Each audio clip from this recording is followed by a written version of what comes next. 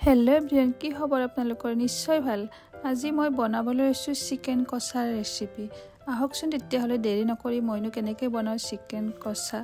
প্ৰথমতে মই কি কৰিছোঁ, এখন কেৰাহীত তেল সৰহকৈ দি তেলখিনি গৰম হ'বলৈ দিছোঁ আৰু মিঠাতেল দিছোঁ। মই ইয়াত মিঠাতেলটো গৰম হ'ব দিছোঁ।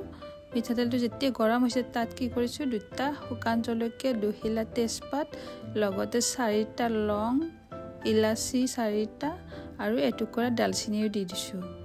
দি লগত মই ইয়াত কৰি 3টা ডাঙৰ আকাৰৰ পিঁয়াজ মই কাটি লৈছিলোঁ আগতে, সেই পিঁয়াজ 3টাও তাত দি দিলোঁ। কাটি লোৱা পিঁয়াজখিনি দি এতিয়া মই কি কৰিছোঁ, লৰাই আছোঁ লাহে লাহে। যেতিয়ালৈ পিঁয়াজখিনি ভজা নাযায় তেতিয়ালৈ মই খুব ধুনীয়াকৈ লৰাই থাকিম আৰু পিঁয়াজখিনি ভাজি ল'ম। পাঁচখিনি ভাজা হোৱাত তাত মই কি কৰিলোঁ, আদা নহৰু পেষ্ট 2 চামুচ মই এড কৰি দিলোঁ। আদা নহৰু পেষ্টখিনি দি এতিয়া মই কি কৰিম, আকৌ ধুনীয়াকৈ লৰাই আদা নহৰুখিনি ভাজি ল'ম। তাৰপিছত তাত মই এড কৰিলোঁ হালধি গুড়ি 2 চামুচ, আপোনালোকে আন্দাজমতে দিব। তাৰপিছত শুকান জলকীয়াৰ গুড়ি দিম মই ইয়াতে 1 চামুচ, যিটো কাশ্মীৰী জলকীয়া হয়। আপোনালোকে জলকীয়া পৰিমাণ যিমানখিনি খায় সিমান দিলে হ'ল। তাৰপিছত মই দিছোঁ জিৰা জালুকৰ গুড়ি 1 চামুচ এড কৰিছোঁ। তাৰ বাহিৰে বেলেগ মছলা মই এড নকৰোঁ। নিমখ 1 চামুচ এড কৰিলোঁ, কাৰণ মই তাত যি গতিকে গোটা মছলা কিছু ইমান এড কৰি দিলোঁৱেই তেলত ইতিমধ্যে, সেইকাৰণে আকৌ মই বহুত মছলা গুড়ি ইউজ নকৰোঁ।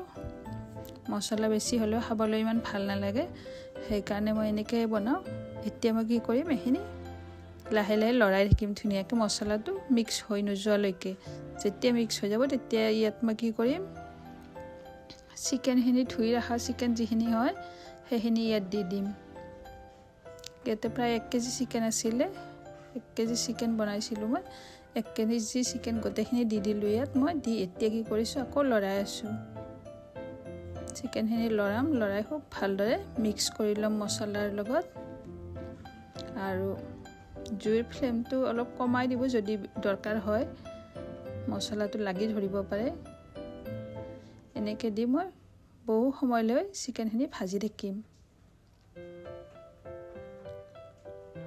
জুইটো কমাই লৈ বহুত দেৰিলৈ ভাজি থাকিম। চিকেনৰ পৰা যেতিয়ালৈ তেলটো ওলাই নাখায় তেতিয়ালৈ ভাজিম। তাত আকৌ মই বিলাহী 2টা আগতে মই গ্ৰাইণ্ড কৰি লৈছিলোঁ, সেইখিনিও ইয়াত মই দি দিলোঁ। এড কৰি দি আকৌ কিছু সময় লৰালোঁ। বিলাহীটো দিয়াৰ পিছত দেখিছে নহয়, চিকেনৰ পানীখিনি শুহি যায়। এতিয়া তাত কি হৈছে, তেলটো বাহিৰ হ'ব ধৰিছে। এতিয়া মই ইয়াত এড কৰিম দৈ। 1 কাপ দৈ মই কি কৰিছিলোঁ, ভালদৰে ফেটি লৈছোঁ। ফেটি লৈ সেই দৈখিনি ইয়াতে এড কৰি দিলোঁ। দৈখিনি এড কৰি দি আকৌ মই লৰাম কিছু সময়।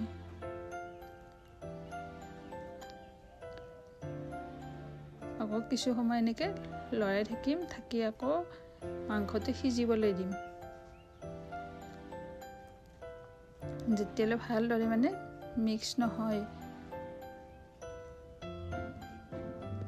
জুইটো আকৌ অকণমান কমাই দিছোঁ মই, কিয়নো লাগি ধৰে নহ'লে। দৈটো দি দেখিছে নহয়, দৈখিনি পানীখিনি শুহি গৈ আকৌ ধুনীয়াকৈ তেলবোৰ ওলাব ধৰিছে মাংসৰ পৰা। তেলখিনি ওলাই আহি ধুনীয়া এটা গ্ৰেভি নিচিনা হৈছে। পিঁয়াজখিনিও ধুনীয়াকৈ মিক্স হৈ গৈছে ইয়াত,